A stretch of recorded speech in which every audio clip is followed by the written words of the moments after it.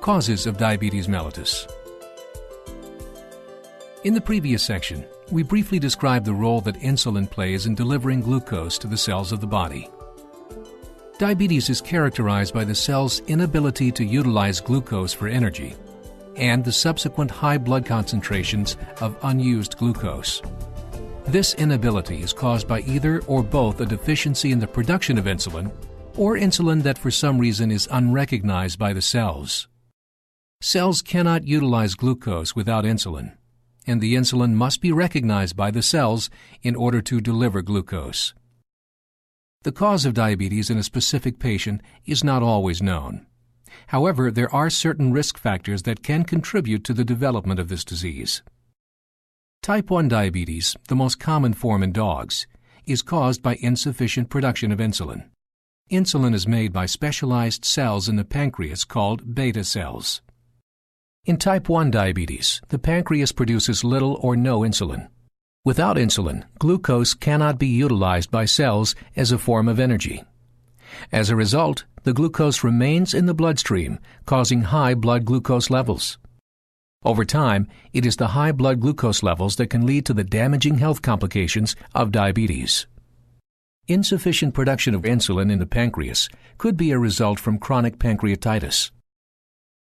Pancreatitis can be triggered by certain drugs, infection, shock or trauma, diets high in fat, and obesity. Some breeds like Schnauzers are predisposed to chronic pancreatitis, which makes them more likely to develop diabetes. In type 2 diabetes, the body cells are less responsive to insulin, making it difficult for cells to accept glucose as fuel. Patients with type 2 diabetes may have normal or even elevated levels of insulin, but the cells in the body reject it during the transfer of glucose. This is called insulin resistance.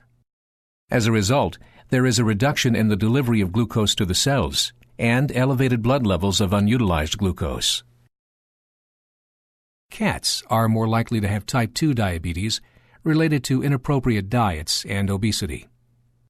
Obesity is a common trigger of this type of diabetes. The relationship of obesity to insulin resistance is known, but the mechanism is not completely understood. It's important to realize the link between obesity and diabetes, since this is a contributing factor that we, as pet owners, can control. Obese pets are more likely to develop pancreatitis, leading to type 1 diabetes, and they are more likely to develop insulin resistance or type 2 diabetes.